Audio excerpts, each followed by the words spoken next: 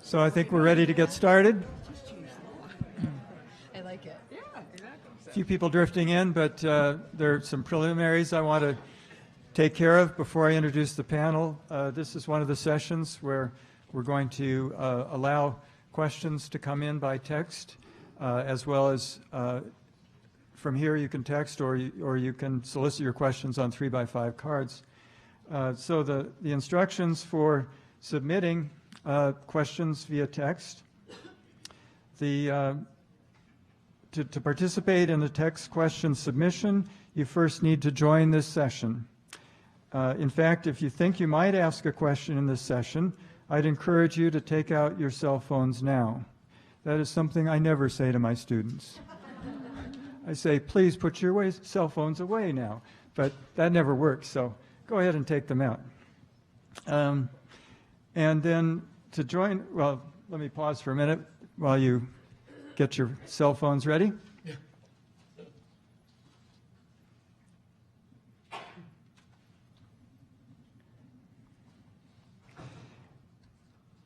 So to join this session, you'll send a text message to the 5-digit number 37607. And the number is up there on the poster there, or I think over there. I can't see that, but it's there definitely. 37607. In the body of the message, you simply type the keyword UMC 235, which is our room number here. And again, there's the UMC 235. And then send that message. You'll get a confirmation message that you are now part of this session. And you can reply to that message with your question once you have one. Hopefully you don't have one until we hear from our panelists. But now, if you are a student, because we give priority to students who want to ask questions, please identify that you are a student in your text or on the 3x5 card. If you don't have a cell phone and you want to submit a question, then please get the attention of a producer here in the room. Raise your hands. They'll provide you with a 3x5 card and a pencil, and you can write your question on that card. Yes? You have a question already? Oh, well, when you're ready to ask a question, raise your hand. They'll bring it to you then. Okay? So I think we're ready to begin. So we are really, well, first let me identify that this is panel number 5515, and the title is Tackling Global Poverty. We have a truly outstanding and diverse panel here. I'm really excited to be a part of this event. And the speakers will appear in the order starting to my immediate left. So our first speaker is Michael Elliott. Michael has had so many careers that I can't keep track of them all. He's been a journalist of notable publications such as The Economist. He's currently the CEO of a global anti-poverty organization called ONE, and I'm sure we'll hear a lot more about that. You of course have a complete bio on all our candidates, all our panelists, and I just, yeah, you can see where my mind is. But just to highlight something that you may not know about Michael is that he unfortunately lost a large bet to Ted Danson over who would be the first world champions in their selective sports, that is, the Red Sox or the U.S. soccer team. Thank you, thank you, Robert. Thank you, I think, for saying that I've had lots of careers. I've had 10 full-time jobs since I left graduate school. Or maybe it's 11, I've sort of lost count. 10 full-time employers. I've had lots more jobs than that. And at one of my many leaving parties, one of the people who was toasting me said, "You and I have the resumes of drunkards," he said. which I've always sort of worn as a badge with pride. Anyway, it's nice to be back in Boulder. I've been coming to this conference off and on for 30 years.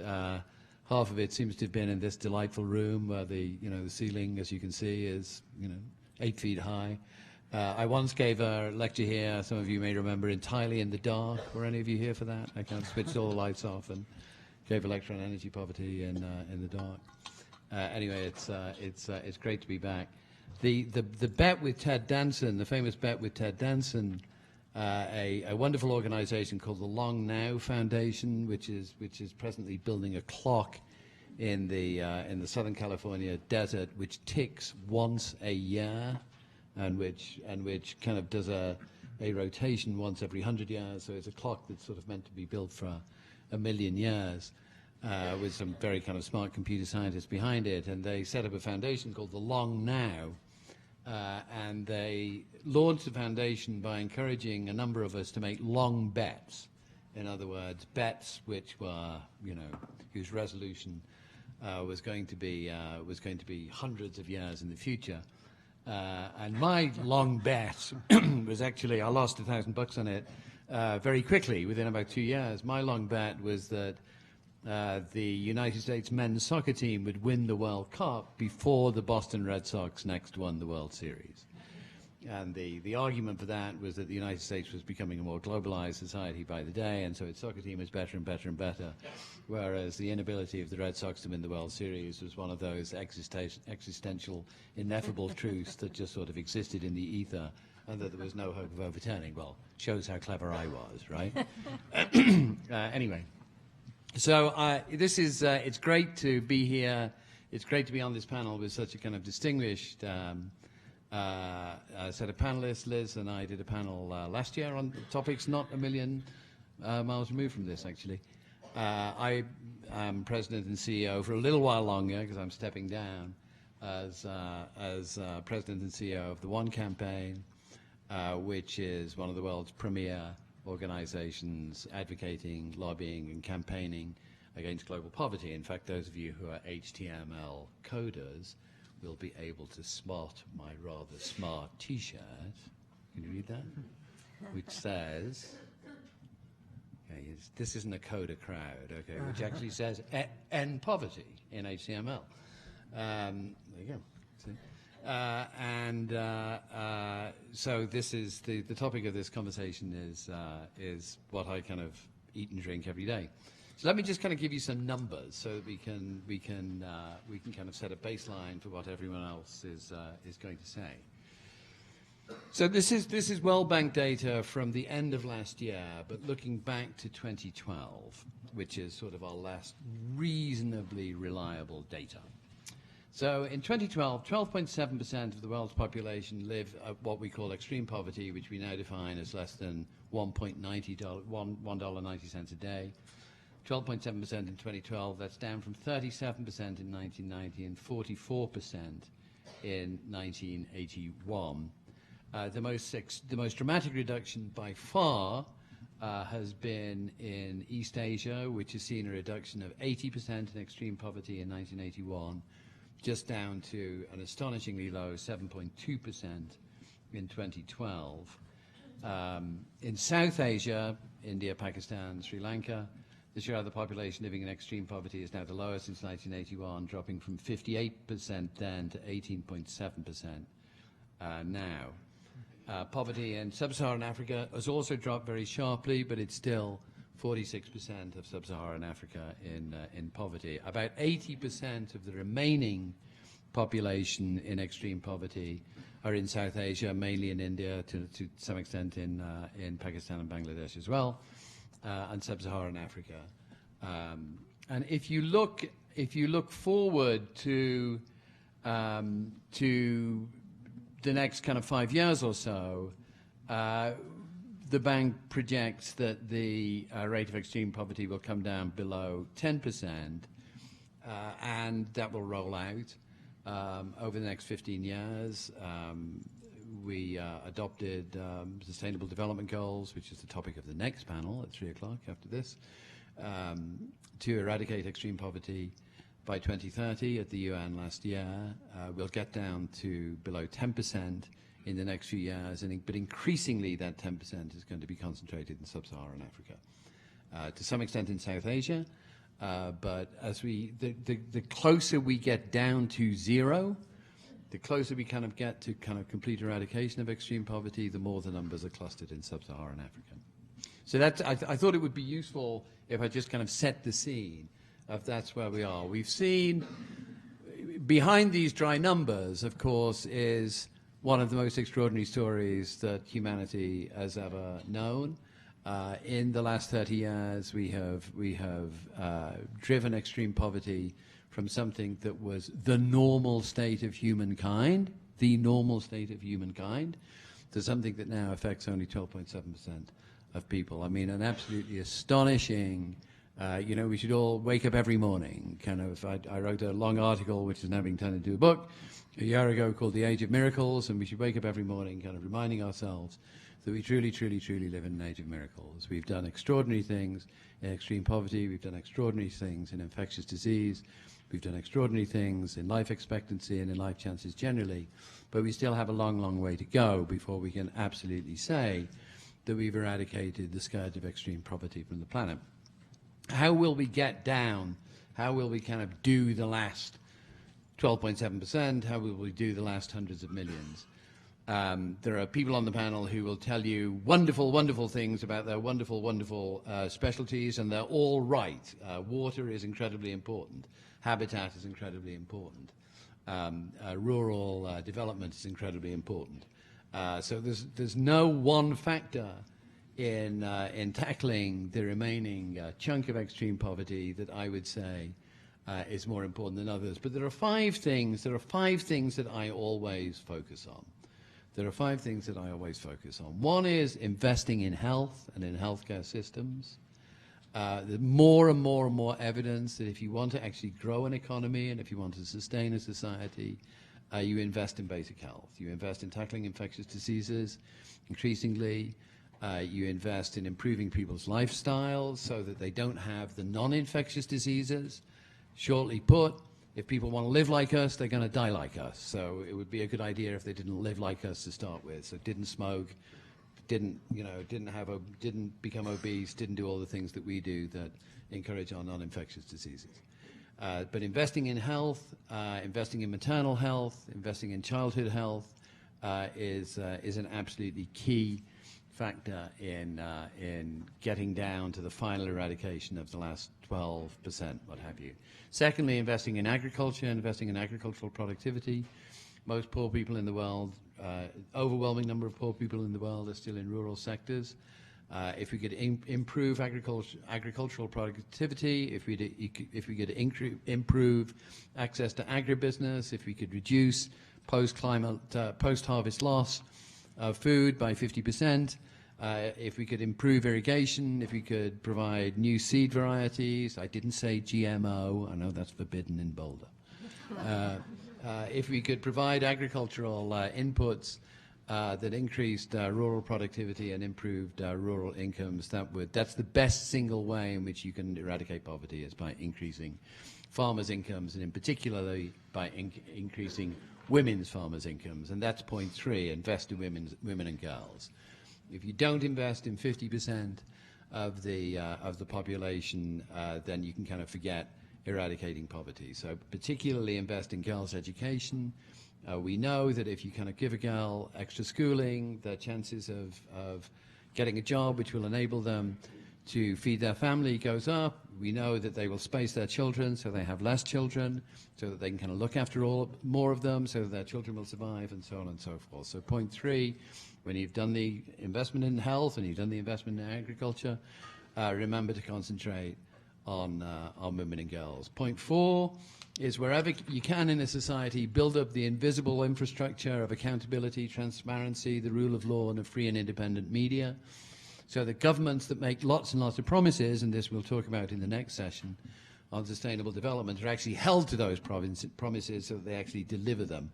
You know, lots and lots of us can make promises. You know, a promise and 25 cents will get you a phone call.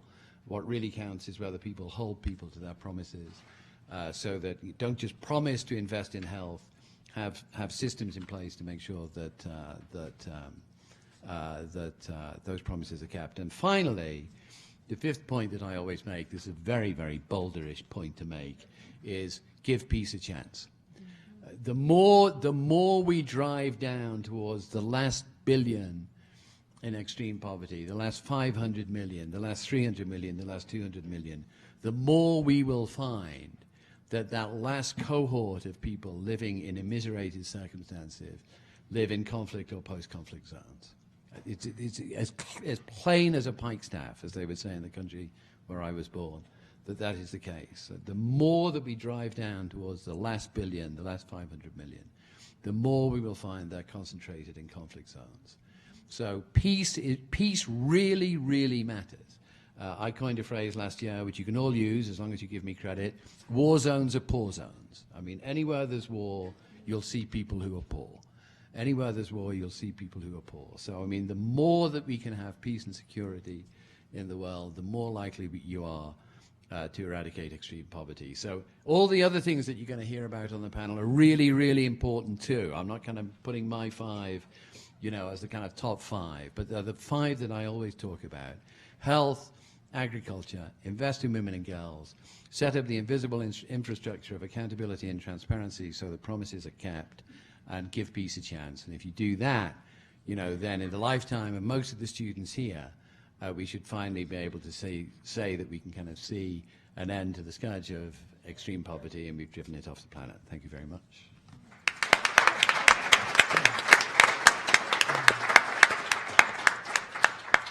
Thank you, Michael. Our next speaker is Mercedes Alvarez. Mercedes is originally from Nicaragua, where she still continues to be very active in working on projects in rural development, particularly a program to expand the use of solar cook stoves and solar ovens. And I'll also mention that Boulder can claim a little piece of Mercedes, that not only has she been active in the Boulder Jalapa Sister City project, but is sometimes a citizen of our city as well. So, Mercedes. Good afternoon. Good afternoon, everybody. Thank you for being here. I feel like a privilege to talk about my country and to share with all these wonderful people about what is happening about the poverty and around the world. I like he mentioned, I work with women in Nicaragua in the rural areas, because this is the place where most women are suffering poverty, and they need opportunities. And when I was reading about the topic of this tackling global poverty, I was thinking it's so like a big question, but I will focus in Nicaragua, because it's where I am working and I know about everything that's happened around the poverty there. First, I would like to share about this statistic. According to the World Health Organization, more than 1 billion the people live now in poverty, and this is associated with the malnutrition. And also, if we think about bad nutrition, we think about this is connected to if we have a bad nutrition, we are exposed to be sick, and this may more poor the people in the world. But in this big group of in this big number, more than 50%, for example, in Nicaragua, more than 50% our population live in poverty, and we are 6.5 million the people, and then 17% our population live in extreme poverty. And if we see then this who is poor in this group, most women and children are suffering the poverty in Nicaragua.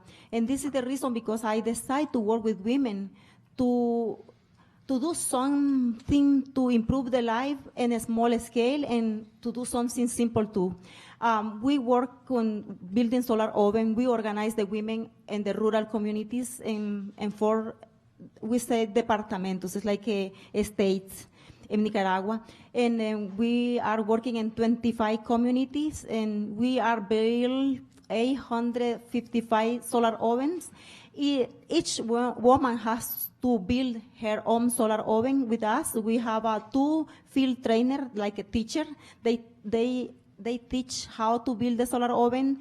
We use local materials because a woman doesn't have money to pay for the expensive materials, and we supply the material, but a woman has to build the solar oven, and also they have to pay like a $35 and to our organization, because we don't want to give this solar oven for present, like I give this and you can take to your home, because in Nicaragua, this is not a good way to improve the life. And the women has to do something, because they need to value about how they need to use this, the solar oven, and why they need to learn about how important it is to have the solar oven. And with the solar oven, we are improving the life, because most people in Nicaragua cook with firewood and open fire. Women and children staying home, they smoke. This smoke is not good for the health. And then with the solar oven, we are trying to protect the health, also economy, and to protect the environmental. Because if you travel to Nicaragua, you can see a lot of forestry. It disappeared because it's so we use a lot of firewood, and it's in each home, and not only in the poor homes the firewood is using, also in the rich people who use firewood. And then we are trying to change,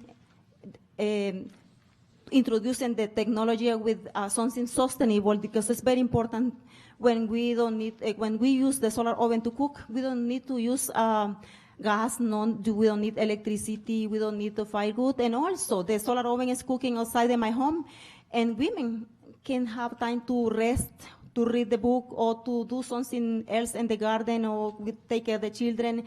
And it's very important. Now I live in the farm now in Nicaragua, and I cook every day with my solar oven, and I share about, I am feeling, or I am sharing with you how is the women doing, and because I do for myself, and it's very, very incredible. It's like incredible, because I have to put my rice and beans in the solar oven, and I do a lot of job because I have to work in the garden. I have to go to the meeting in another small city, and then when I come back, my food is ready, and then this is wonderful. And this is what I am thinking about the women in the rural areas, because on another hand, we have a big problem with the economy. And then we introduce, with the women, we build solar fruit dryer, because we have a lot of fruit, and we live in the tropical country where we have a lot of mangoes, papayas, bananas, and then we dry and we package in a small plastic bag, and we sell in the fairs. We sell and so if somebody come to visit us, we say we have bananas secos, dry. And then this is the way we are making a little money to improve our life. In another hand, we are working with water, and because a lot of people in the south of Nicaragua where we work, they drink water from the well. The water, they don't use anything. It's like the well is like it's open, they don't have any cover. And then we introduce the technology is Sodis, it's from Switzerland. We recycle bottles. In Nicaragua, we use a lot of Coca-Cola bottle, and they throw in the trash, and then we pick the plastic bottle, and we clean, and we put the water, we check it, we put in the roof. This is another way to improve the life the people in this community, because they drink clean water, because the sun is heated the water, and they Also, the ultraviolet radiation clean the water. And yeah, and another thing, when we visit the women at the communities, we saw sometimes our staple plate is only rice and beans. If people here travel to Nicaragua, they will see or they will eat 3 times rice and bean. And we saw in some community women they have only rice and beans. And we are thinking we need to improve the nutrition. And we introduced another good technology is like organic and biointensive agriculture. We do with women a small, because women doesn't have a big land, it's like a small, and then we introduce the small scale, the garden, and we have now diversification, and we have a rotation, the crop, and then this is another way where we are working in the base to improving the life for women especially, because I could say women in Nicaragua, they need, because they don't have opportunity.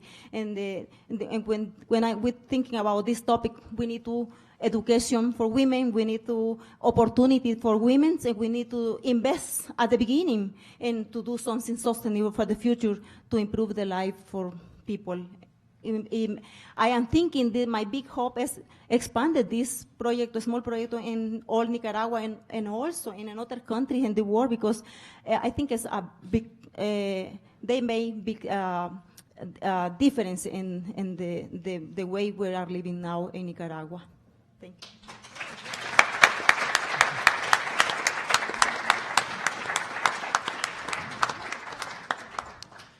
Thank you, Mercedes. Our next speaker is also very much focused on a grassroots approach to fighting poverty. Our next speaker is Cynthia Koenig, and she's the founder and CEO of an organization called WELLO, and their goal is to promote the provision of safe water, access to safe water. And in particular, they've developed and are promoting the use of the WELLO water wheel, which I'm sure we'll hear about. I also want to mention that Cynthia is an unreasonable fellow, if you know what that means. She's a member of the Unreasonable Institute. Cynthia. Hi, everyone. I saw some heads shaking no, so I'll tell you. Unreasonable is a social venture incubator based here in Boulder. That brings together about 20 entrepreneurs from all over the world to live together under one roof in a frat house to grow and build our businesses. So it was an amazing experience. I'm so happy to be back in Boulder. So what I'll talk about today is how WELLO's approach as a startup is how we as a startup address this issue of global poverty alleviation. And I'll say that it's, I'm definitely not suggesting that this is the one and only and the best approach, but rather that there are lots of approaches that are needed. And so we're tackling things in our own small and different way. And I think there's, I'll give you an example of why there's such a need for that. So over the past 20 years in India, where I work, the number of households who have access to water has increased from about, I think it was around 55% all the way up to 85%. And the Indian government has, that they're largely responsible for making that happen. However, the incidence of diarrheal disease in 20 years has not changed. So something is going on there. And what I'll spend a little bit of time talking about right now is the global water crisis. You've all heard that term, right? Yeah. Do you know why it's a crisis? So it's complicated, right? Like any crisis, but it kind of breaks down along 3 levels. So there's a time burden of water collection, a physical burden, and a health burden. So from a time perspective, women and girls spend hours every single day, anywhere between 2 and 6 or sometimes even more hours, walking long distances to bring water home to meet their family's needs. And the water they carry, the traditional method is to carry water in 20-liter or 5-gallon containers on the head. And that water weighs 44 pounds. So imagine, that's your office water cooler. And if you're like me and you've ever struggled to pick it up from the ground, and put it into the cooler, and you usually don't drink the last sip because you want to wait for someone else to do it. Imagine walking for a long distance with it. I'll give you a little bit of a New York-centric analogy because I'm from New York. But if you get off a plane at LaGuardia Airport and then walk down to the luggage carousel, pull your bag off, and your bag is approaching overweight. Yeah, it's 44 pounds. Haul it off the luggage carousel. Then imagine lifting that bag to your head and walking from LaGuardia Airport to the Brooklyn Bridge. Any takers? So that's what women and girls in the developing world do every single day, right? They're not taking a trip. They're simply bringing water back home for their families. Much of the time, that water that they're collecting is not safe to drink. So they're suffering from a disease burden, sometimes chronically, sometimes acutely. Carrying that heavy load can change the curvature of your spinal column and lead to death during childbirth. I mean, this is serious stuff, right? I'll go back to the women and girls issue. It's primarily women and girls who carry water. And as hard as they try, the families we work with in India, they collect more than what most women are able to in Africa. They collect around 9 to 13 liters per person in their family per day. So that's far less, that water is what you need to get through your day for drinking, bathing, washing your clothes, cooking your meals. The UN recommends 20 liters per person per day, just for all those purposes, to stay hydrated. When you're dehydrated, your brain doesn't work as well. And when you're a kid in school, trying to focus on your lessons, you're not absorbing as much. So to your point earlier about the girl effect, women and girls have way better things to do with their times than spend hours every day hauling water. So this time, physical and health burden, while I focus on water specifically, it relates to global poverty in the sense that it traps families in this really vicious cycle of poverty. And I've seen this time and time again. Prior to working with Wello, my career was in sustainable tourism, and I remember going to South Africa to check up on one of our programs, and was so frustrated. We had this amazing woman who, said and did everything right. She was a single mom, and she was building this really cool tourism business around bringing people to see the part of Namakwa, South Africa, where she lived.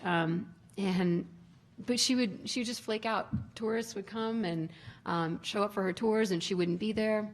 And I ended up staying with her for a few days, and it turned out the water she was collecting was basically mud. It was making her sick, it was making her kids sick, and it felt like one step forward, 2 steps back for me. And I looked at, what am I doing as a career? I think I'm doing something good and helpful, but really, this woman now has the knowledge to build and grow this business, but she doesn't have the time. She's not healthy enough to do it.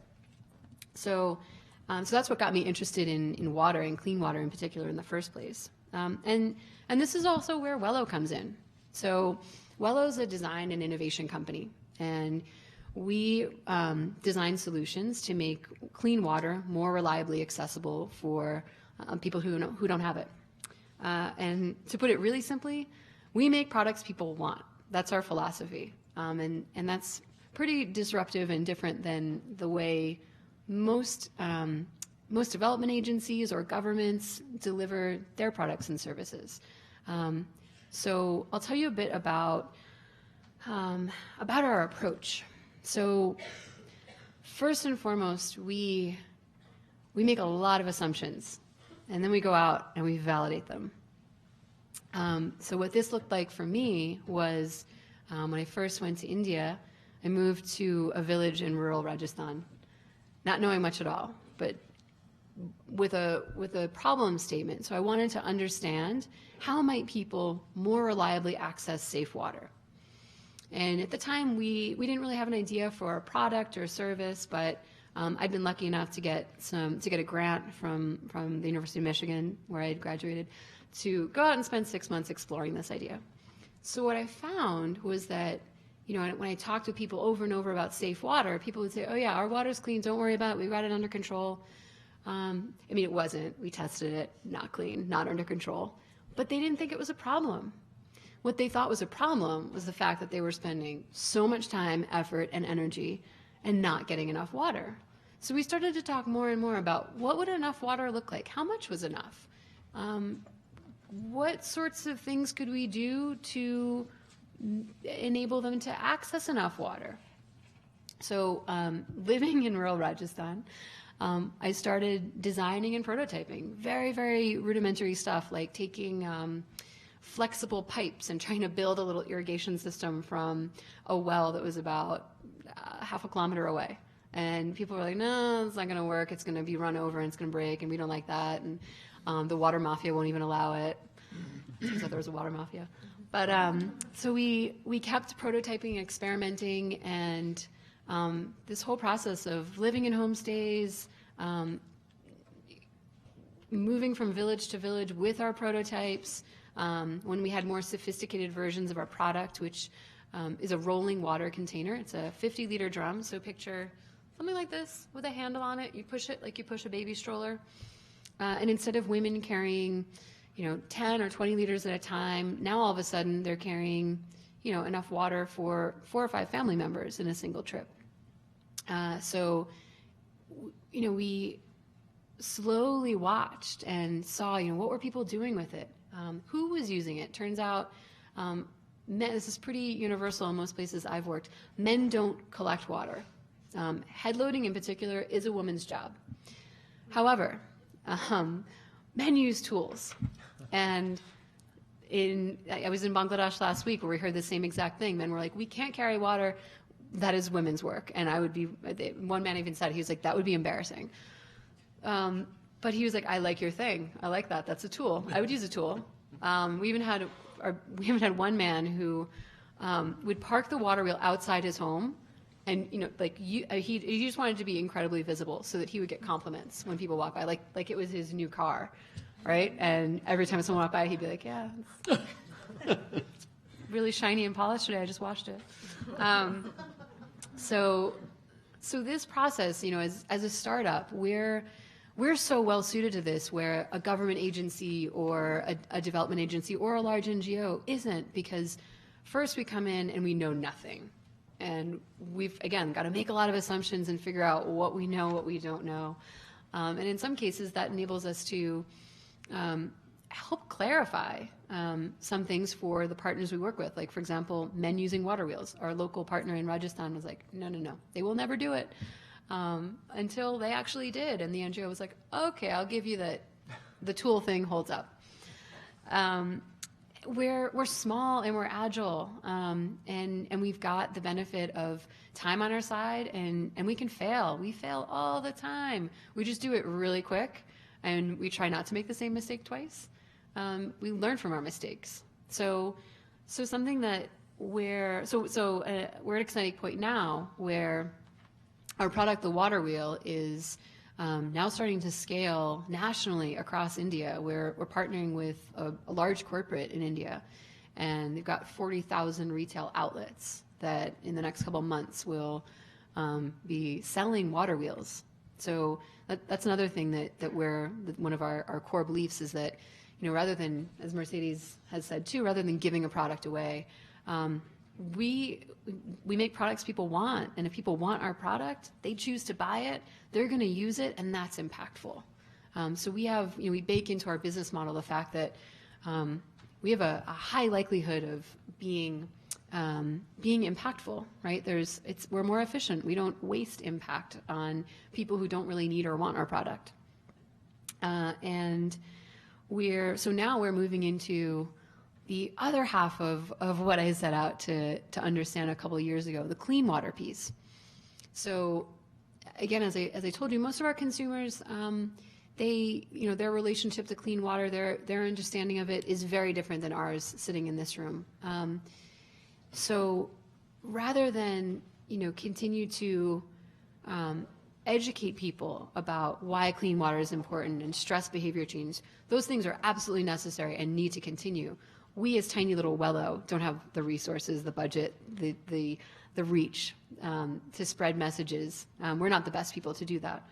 But what we can do is turn that thinking on its head and say, okay, well, let's give people what they want. And where I work in really hot climates, people want cool water. When it's 110 degrees in the Rajasthani desert, nothing is nicer than water that is even slightly chilled.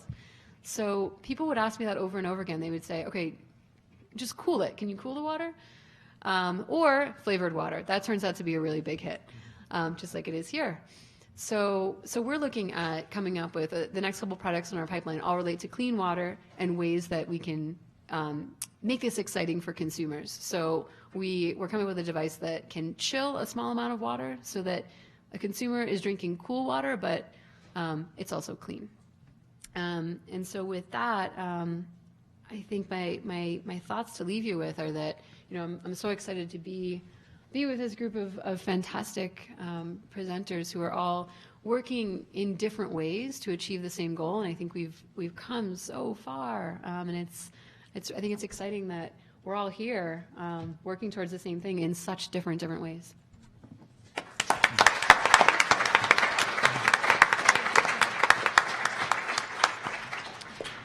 Thank you, Cynthia. Our last panelist is Liz Blake.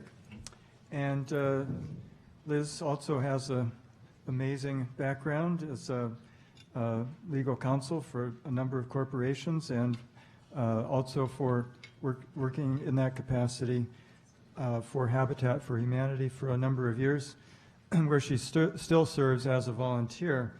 And this takes her on the road a lot, as you can imagine. She said that she has been to 50 different countries through Habitat International, and that she has also just completed her 60th trip to Haiti alone. So pleased to introduce Liz Blake.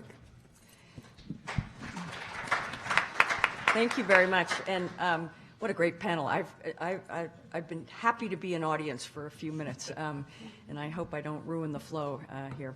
I'm going to take us back to the global level that Michael started us out on, and I completely agree with his 1 through 5. I will add a 6th when I get to it, but I want to endorse the 1 through 5 that he did.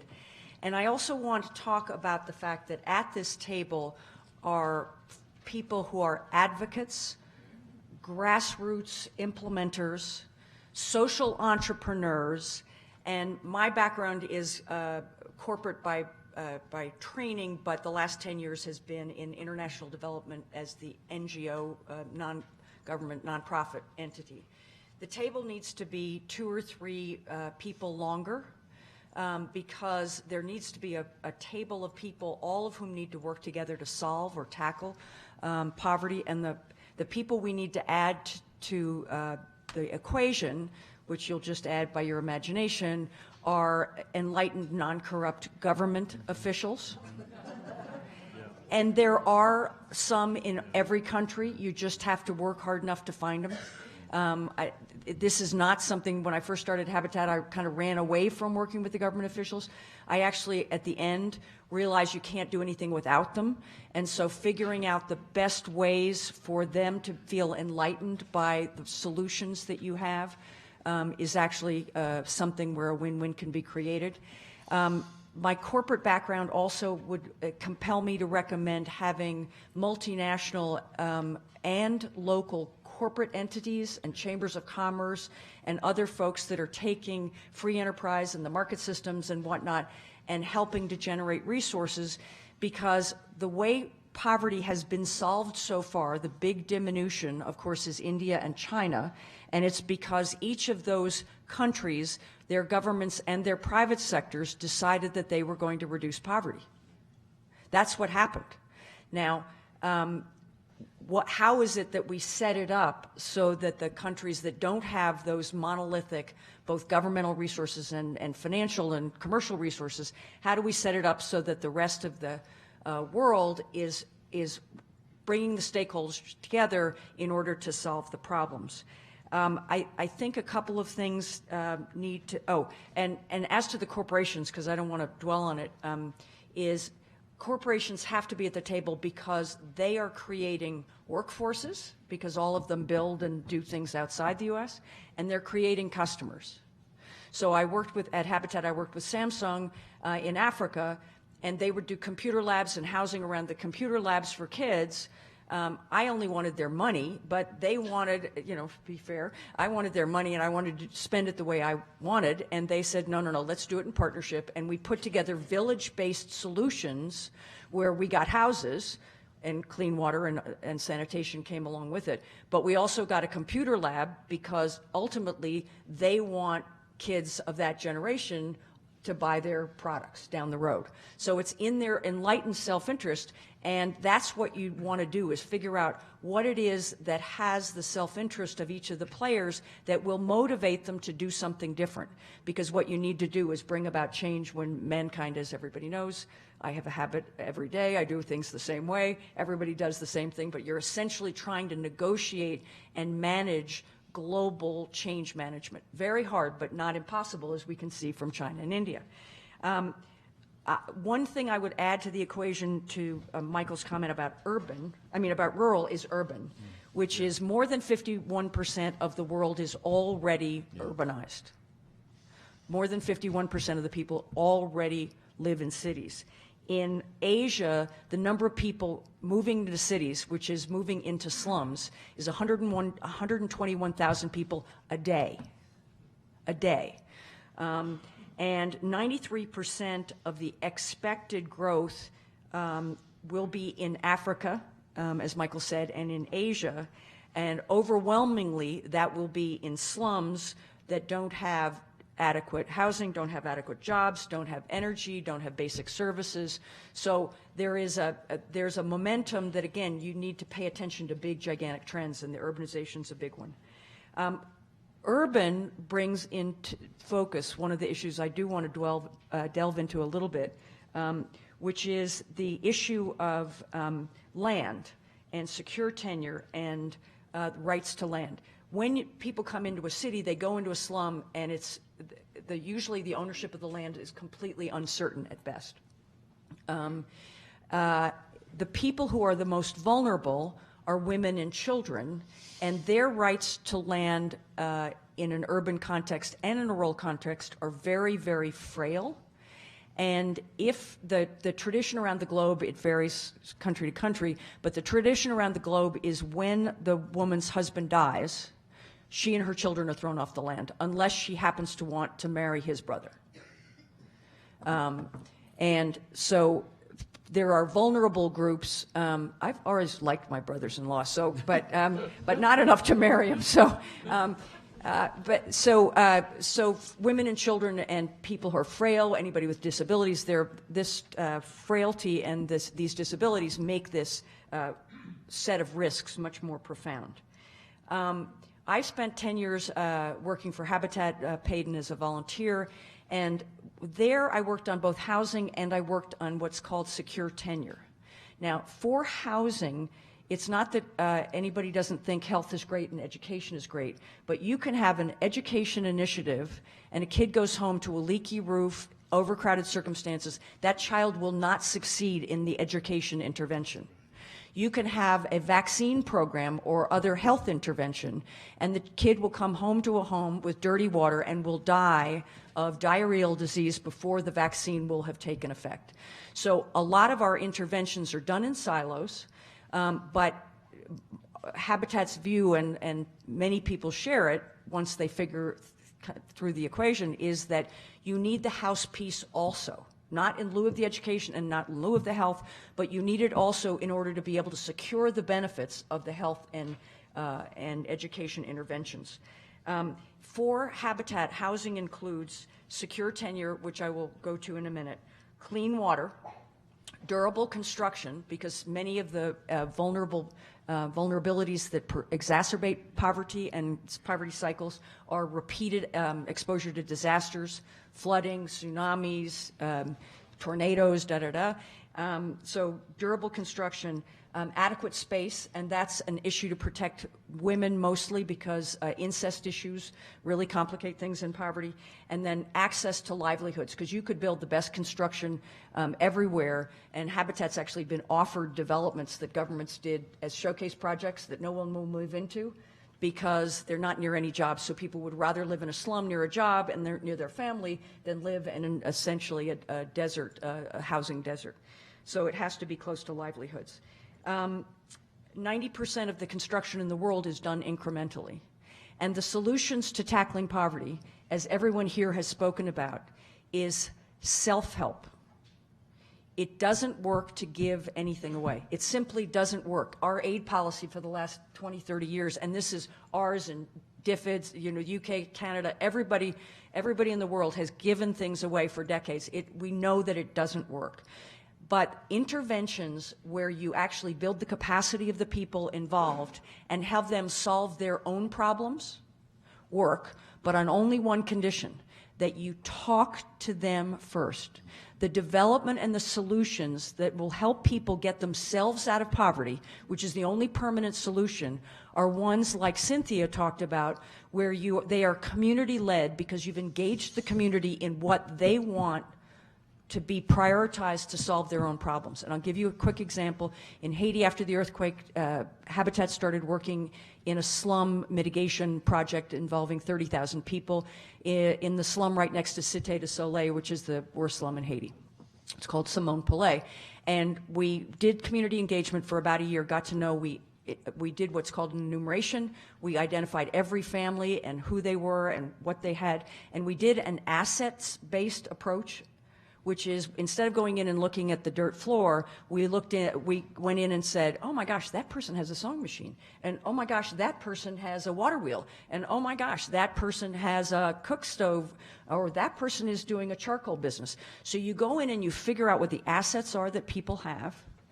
And then we did the enumeration where we actually put a number on the outside of their shacks, and it was the first time anybody had an address. So it was 30,000 people who had never, ever had an address.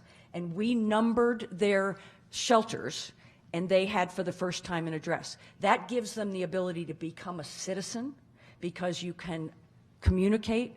At any rate, it's so exciting to do. We worked with them for a year, and then we came in because we got a little bit of money from the UK. And they said, we will help you do $1 million or $2 million worth of development in this area. And I, having spent 10 years at that point, 9 years in slums, said, I know what they're going to want. This is an open sewer slum. They are going to want to close the open sewers because they're going to be smart enough to know that they want to stop the disease being prevented by the open sewers. Took it back to the city council, community council, and they said, we want solar lamps and we want a small road on the exterior of the slum, cobbled and paved. And I did what you guys are doing, which is, why wouldn't you, why would you do that? And the truth of the matter was, it was a slum that had a lot of tents and camps. It was after the earthquake. There are actually still 47,000 people living in tents, almost 6 years later. But what was happening at night was girls, often their parents, at any rate, the tents were being sliced open, and the girls were being raped at night. Solar lamps stopped that. So you put in solar lamps, a cheap intervention, and the greatest risk to that community immediately stopped. Now, no one outside of that community would have known that solution, but that solved it. And then the exterior road, the cobbling, was because the community was informal economy, and they made things that they then sold outside of their slum. Well, the exit from their slum had gotten destroyed. It was filled with rubble. They couldn't get out. It was filled with mud. I mean, they literally couldn't get their productive housing output out to make money and take care of themselves. These are prideful, happy people, and we've paved that road. Their commerce zipped up, and they all of a sudden went from being $1.25 a day to $1.50 or $1.75, and it made a huge difference. But it was community-led, and that's what made the difference. I'm going to be running out of time, or I already have, so I'll skip quickly to secure tenure. Secure tenure is, and you have to step for a second and think of all the wars that civil wars, and other world wars about land. We as a species want some connection to land, and we will fight to the death over land. It's who we are as animal species. The numbers vary, but between 40 and 70% of the people in the world live in what's called a condition of insecure tenure, which is they are subject any day to being forcibly evicted from their land. Between 40 and 70%. If you're a single mom living on $1.25 a day, it's going to be in the high 90s that you are going to be squatting. Somebody can come in and throw you off that land. If the land, and there's a wonderful author named Hernando de Soto who wrote books about this 25 or 30 years ago. He had the illustration of a garbage dump where land title was given to the people of one half of the garbage dump that were living on one half of a garbage dump, and then the government changed, and the second half of the dump never got titled.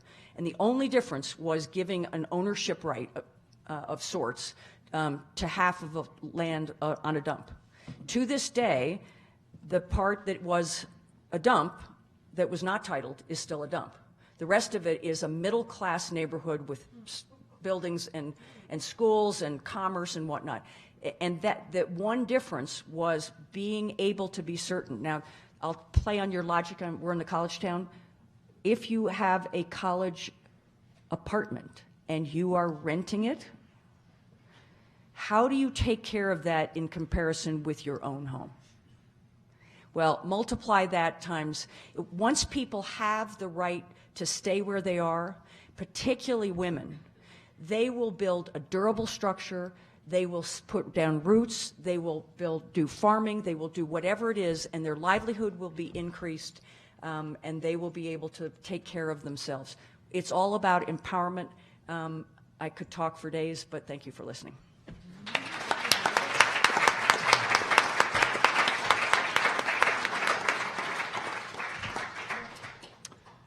Thank you, Liz, and thanks to the whole panel. I think I'd like to move to the audience for questions, and so let me repeat again the modes for asking questions. You can either use your cell phone and send a text, and again, the code for registering is up there, so I'll just quickly repeat these instructions in just a second. If you want to submit your question by 3x5 card, just hold up your hand, and our organizer is coming around with these cards. So if you want to submit by cell phone, join the session by sending a text message to the 5-digit number 37607 you see on the panel there. In the body of the message, type the keyword UMC 235. You'll get a confirmation message. You are now part of the session, and then you can type in your question. So I guess I have the authority as moderator now to see all these questions and choose some. I will, as is our custom, prioritize first questions from students, but I'm also going to combine a few questions that seem to be related. So let me first, so it's an interesting question from a student, and I think this is probably most appropriate for Michael. How will advances of technology help with the eradication of poverty? Is there, in particular, is there hope in AI, in artificial intelligence? And then I'm going to tack onto this another question. What are your thoughts on the current anti-GMO environment in Boulder, since you actually opened yourself up to that, didn't you? Or if you want to just not pick on the citizens of Boulder, but just comment on that as one of the technologies that may have an impact on poverty efforts. I thought you were such a nice guy when we met earlier, and you're just kind of putting me in the middle of a buzzsaw. Let me talk about the technology point first. I don't know anything about AI. I mean, I haven't thought about how artificial intelligence will impact the eradication of poverty, with this exception, with this one exception. If we've had this has been an optimistic panel, rightly so, because Mercedes and Cynthia and Liz work for organizations that have been doing extraordinary work, and our organization, an advocacy one, not working on the ground, but working in governments, working with governments around the world, has done extraordinary work, and so have many of our partners. So it's been a very optimistic panel, and it should be, because the last 30 years have been extraordinary. But there are a few things that keep me awake at night, actually. And one of them is whether the extraordinary reduction of poverty that we've seen in East Asia in the last 25 years can be replicated in other places. And that reduction in poverty was essentially about, and Liz picked up on this when she talked about urbanization, was essentially about the mass movement of hundreds of millions of people from villages to factories in cities,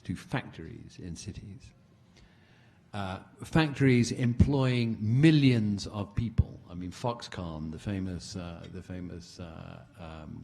Taiwan-owned but China-based manufacturer of your Apple iPhone, employs, I think, 800,000 people in Guangdong province.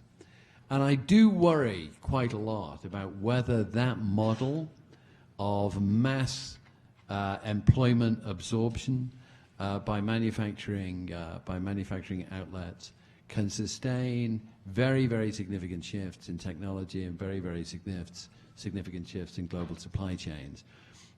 We may have a glut of low-cost manufacturing centers globally in the world at the moment, in which case it's sub-Saharan Africa, which will be the kind of at the back end of the chain. Vietnam, Bangladesh, inland China will do fine. Indonesia, sub-Saharan Africa may not. I mean, every time a new shoe factory opens in Addis Ababa, there is an enormous kind of hue and cry about manufacturing is finally coming to Ethiopia. There are about 5 of them. I mean, one needs about 5,000, and they aren't there yet. So that's my point on AI. It's really a point about kind of technological change. Beyond that, I think technology is has enormous potential to help us eradicate extreme poverty. I think the mobile phone that we all have, hold up your mobile phone, an astonishing tool, an astonishing device. It's a healthcare device, it's a connectivity device, it's a banking device, it's an empowerment of women device, it's an all sorts of things device. And it's transforming societies around the developing world at an extraordinary rate. And I'm just going to duck the GMO thing. You know what? I'm just going to duck it. I was here in Boulder 3 or 4 weeks ago. I've been lucky enough to be skiing in Aspen for a few days, and my daughter lives in Denver, so we were kind of having a meal in Boulder. And I picked up the Daily Camera, and you know what? It might have been called the Daily GMO, because that was about the only thing that was in the newspaper. One story after another about GMOs. No? Well, if you're interested in GMOs, this is a great newspaper, But I mean, if you're not, I'm not actually. It's pretty dull, Anyway, so I know I'll get into trouble in Boulder if I start talking about GMOs, and I like you all too much to give you that opportunity. So, Robert, I'm going to duck. Robert, if I could just add an illustration on the cell phone. In Ghana, there is they don't have all the wires because they kind of just jumped ahead to cell phones. And they use cell phones for a very interesting product for the poor, which is insurance. Right. And you kind of go, if you're living on $1 or $2 a day, how can you afford insurance? But they've essentially put together an app-based product where pennies a day, literally, get put into an insurance product. It works and behaves more like the savings accounts that SDI and others have used as a core to have communities put together critical mass and then help do their own development.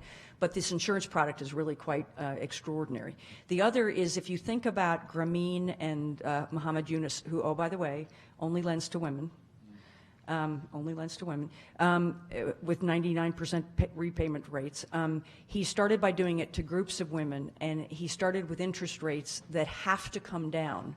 And the reason is that he was doing it based upon the transactional cost of sending somebody out to pick up the payment, bringing it back. And now that payment is starting to occur electronically. Now, it's slow, and it's not because of the will necessarily. The head of Digicel, Dennis O'Brien, who has the monopoly in Haiti, but he's a great human being, and he wants to do it, but he hasn't quite got the systems in place. But eventually, the payment for all of the microcredit will be done electronically, which will zap the cost down. Habitat created something called a housing micro fund. It's called Microbuild.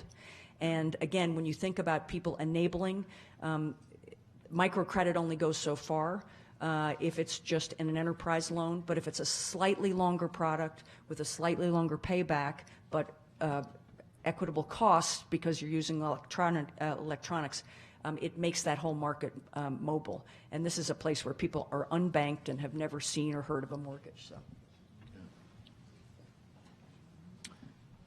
Anyone else want to respond to this question?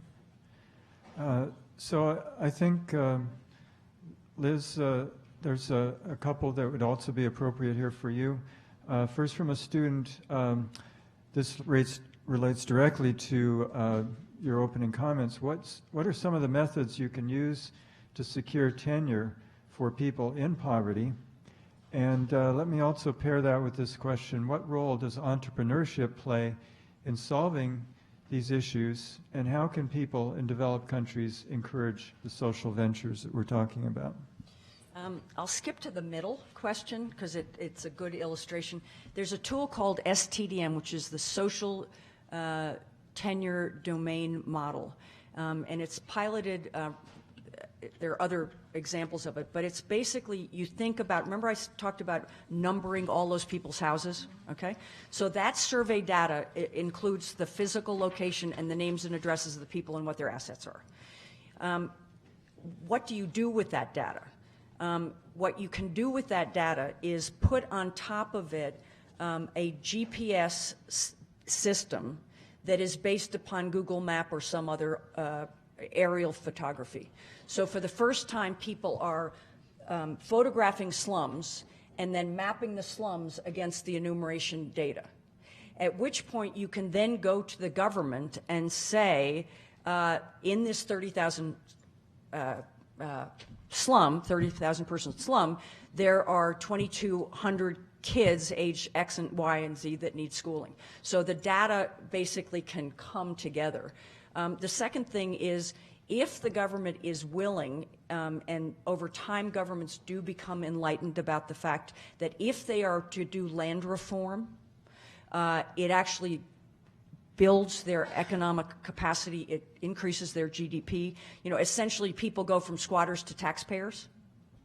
And so, and it takes people like Michael and me and others who work on the transformation of the thinking. But when that happens, you need to have these tools to enable the government to say, all right, well, Mrs. Jones gets this piece and Mrs. Smith gets this piece, and et cetera. And it's that claiming, it's the doing the boundaries, it's the claiming, and then getting some documentation of legitimacy that's recognized by some government entity that enables secure tenure. NGOs now do it. Slum Dwellers International is one of the best, and Habitat's maybe second best because we wish we were slum dwellers in this area. They will work with municipalities and get it done. They will do the enumeration, and then if the government doesn't get around to doing it, they'll give somebody a certificate of occupancy, and they'll stamp it and they'll make it look really official. And when the person then goes to the government, the person is someone, the person lives somewhere and has something looking official. And that is what actually starts the process of land reform very often.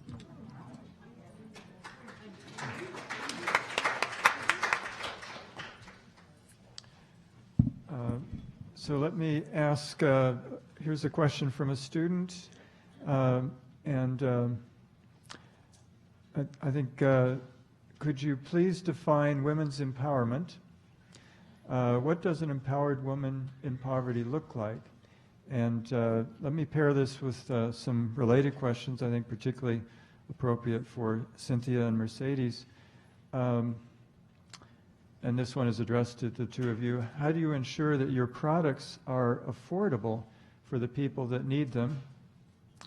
And maybe this is a bit of a stretch, but somewhat related. What is the best way for students to get involved with tackling global poverty?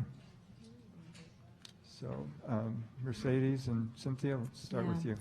I thank you for this good question. And when we talk about empower women and empower country like Nicaragua, we feel we are empowered women when we organize the women. They left the home to stay working with us, learning, because when we organize the workshop to build the solar ovens, we stay together like a 10-day. We spend at the beginning in the morning, at the afternoon. If we have opportunity to talk about different topics like a gender, like a nutrition, like a problem for women, politics, religion, because we are we have a diversity. We talk different topics. We don't have only has to work hard in this workshop. And then this is the opportunity to empower the women, because when they come back to home, they feel like her self-esteem is a little higher. Because we live in a country where the machismo is big, and women never. Sometimes they don't have to leave the home for a long time, and also men doesn't like women stay together talking alone, because they say we do conspiration against them. And then when we have this kind of problem, women who left the workshop 10 days later, they go with another vision. They open the mind. They share with us problem. We talk about solution in between us, and then we feel that in this way we are doing our working together, doing the training together. With, for example, when we work in the garden, we stay working with tools. Men is the only in Nicaragua. They think only then is they could use the saw. They use the a tool to do the garden, and then. But now we know a lot of women, they are very proud because they know how to build the solar oven. They know how to work with tools in the soil. They participate. They talk in public, because sometimes we are very limited to talk in public. And then when they go, I think that these 855 women, we stay working with them. They are open-minded. They are ready to talk about environment, about to take care of the health, and this is the way we are empowered in our country. They need a lot this, and this is the way we are helping women.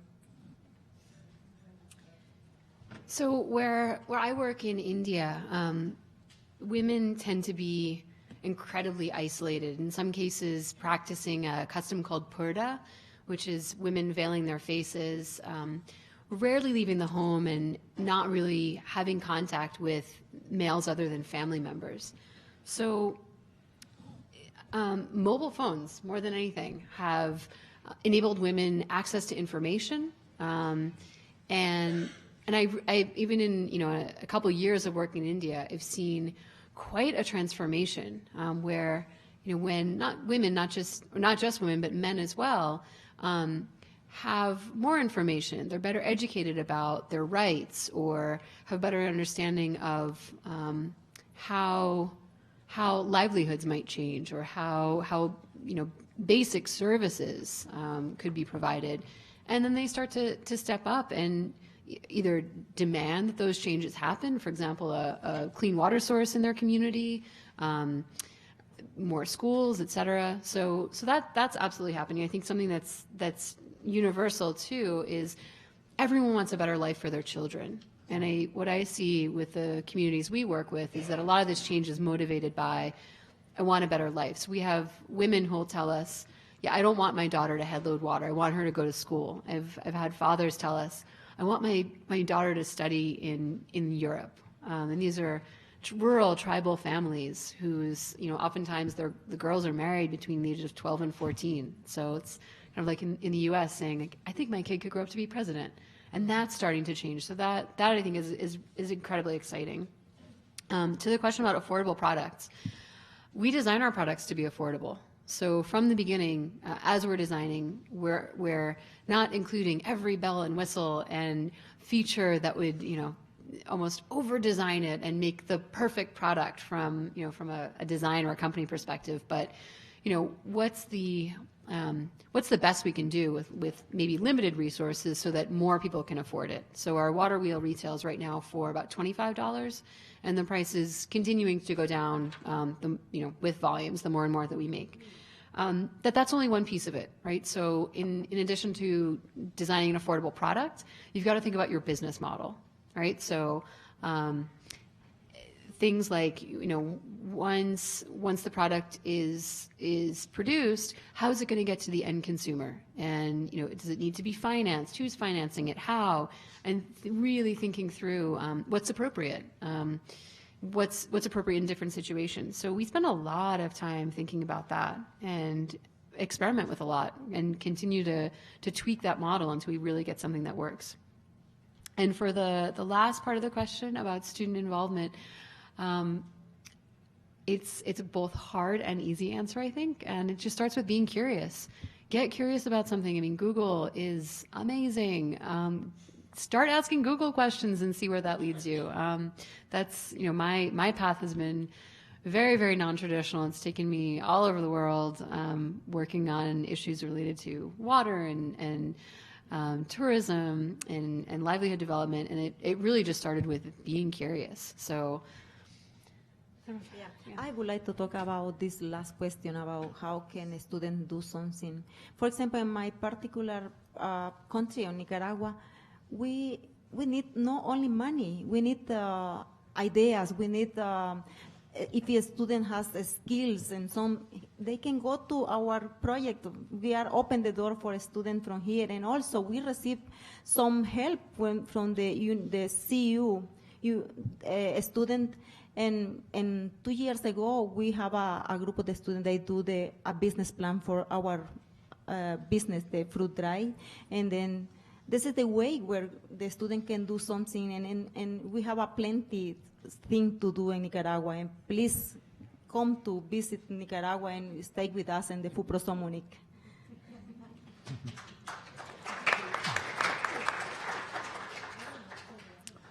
So this is for the entire panel. In your experience in trying to combat poverty, how has it helped with combating terrorist or gang creation recruitment?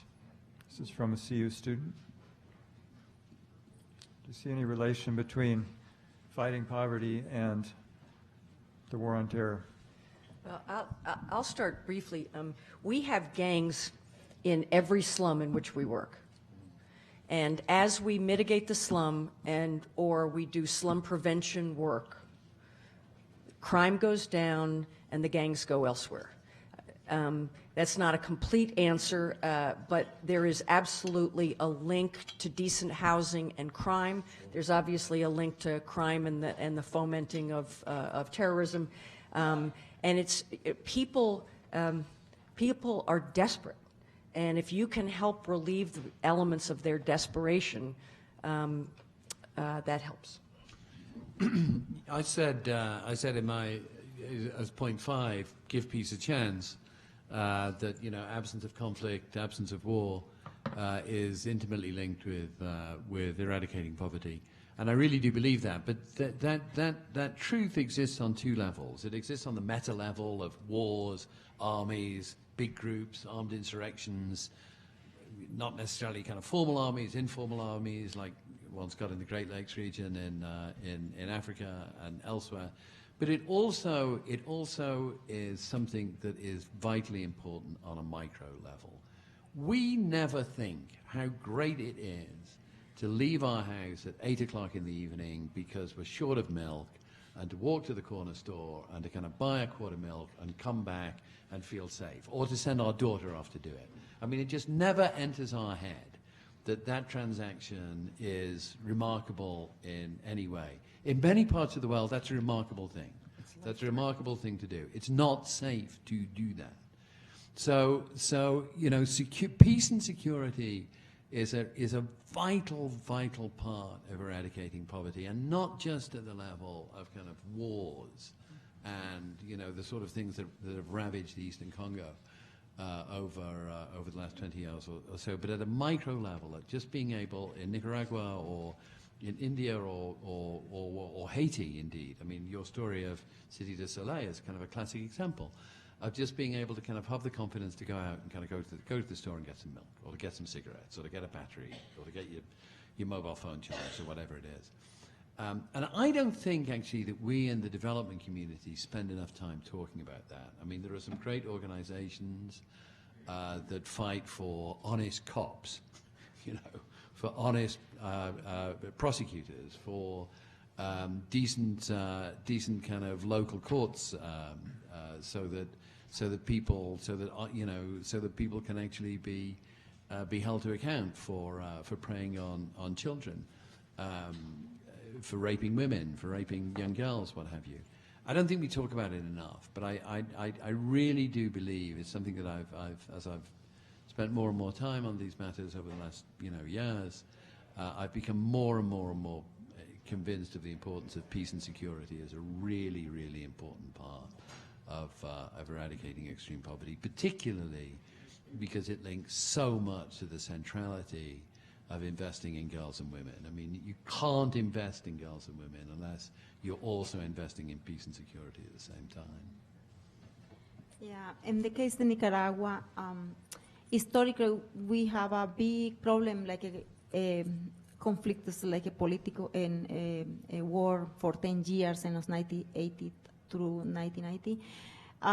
It is the only time when I feel like unsafe in my country, because it was so hard. But and now we are, our country is living in peace, and we don't have problem with the gun. We don't have like the big problem like in El Salvador or Honduras and Guatemala, because our country, I think the revolution do something different, because in all the communities and also in the neighborhood, we are organized. We have like a committee, and everybody knows in between another, and they know everything what is happening in the neighborhood. And we have also, the police is very professional. This is one thing very important. The police work together with non-profit organizations to do something to create, like educate young people who is in risk to do something bad thing, because we have a problem, of course, but in the small level. And I think education, access to the education for young people has made the change, and women made the change, because, for example, in my neighborhood, in long times, like maybe 10 years ago, we have like a group of the young people fighting with another young people in another neighborhood for like the area to protect. I don't know, it's crazy situation. And then, but when they get up, they get married with women, they have children, and they change their life. And then the women is making the difference too in this way too, because they educate the men.